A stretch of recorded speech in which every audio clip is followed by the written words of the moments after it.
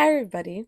So I found some even more interesting Taino research about this particular artifact. This is called the Vienna Belt.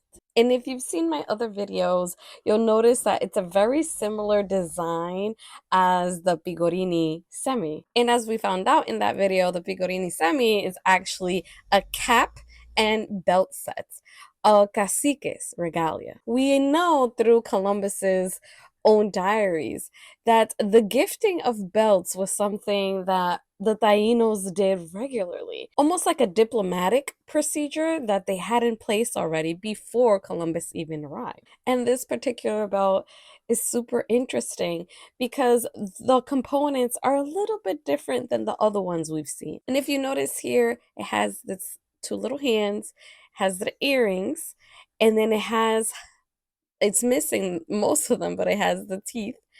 The two eyes are also Venetian glass.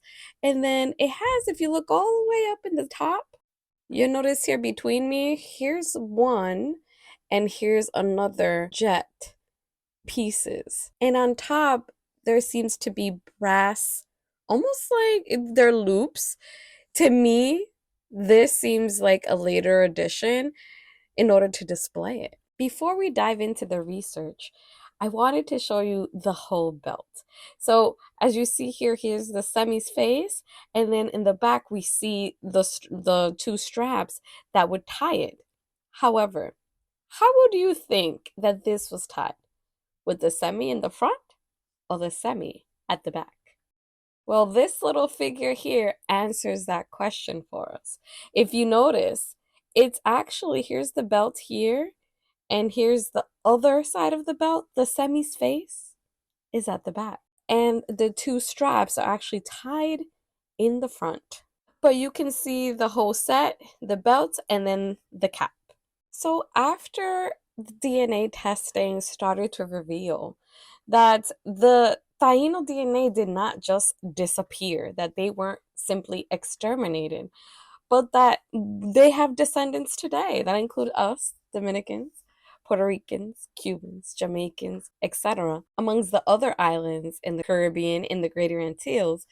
A lot of research started to pop out. So this research paper was published in 2013. And I thought that some of the things that this article claims were super interesting.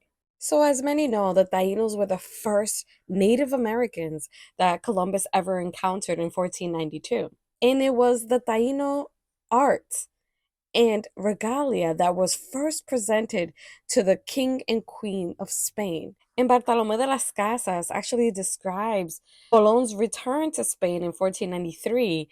We know that among the things presented to the king and queen were cotton Taino belts, and they were highly admired. And if we read down here in the description in the bottom, it says there were green parrots, which were very beautiful and colorful, and also guaicas, which are jeweled masks made from fish bones. We now know that they're shells, inlaid and decorated with pearls and gold, as well as some belts made in the same way with artistry and many samples of the finest native goldwork and other things never before seen or heard of in Spain. So we know that the Taino belts were also highly admired and prized in Europe.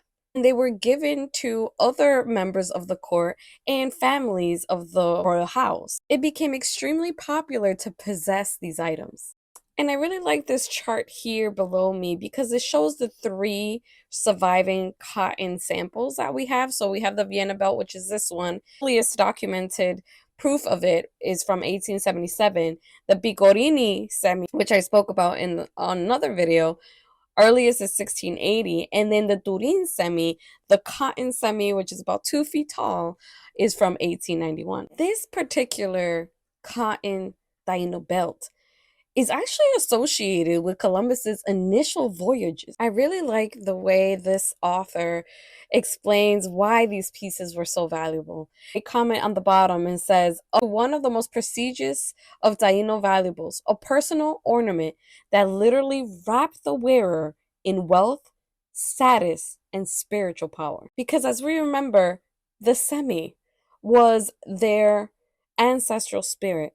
They went into a trance in their caoba ceremonies, trying to reach the semis in order to have them guide the whole entire village. We don't have any images of females wearing the belts. So some historians, like it says here, Peter Rose, suggest that the Taino belts were key masculine pieces. So, but that they were woven by women. And we know that the women were the ones who did the weaving in Taino society.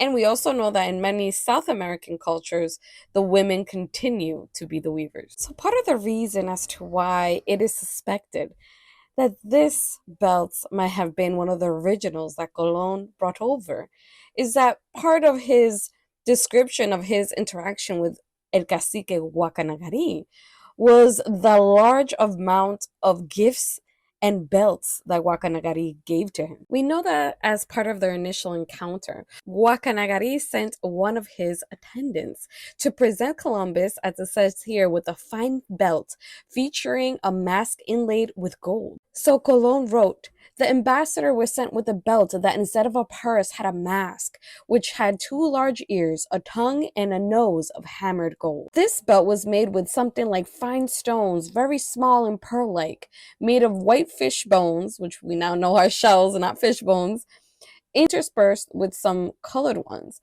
like a kind of needlework. It was worked in such a way with the cotton thread so tightly sewn and with such beautiful skill that both the front and back of the belt appeared beautifully made, all in white, that it was a pleasure to see, as if it was woven on a frame and in the way that the weavers make the edges of chasubles in Castile. And it was so hard and so strong that without a doubt, I believe an arquebus, which was a type of pew pew, could not shoot through it, or only with difficulty. It was 4 fingers in width, in the matter of those used by the kings and great lords of Castile, embroidered or made of gold.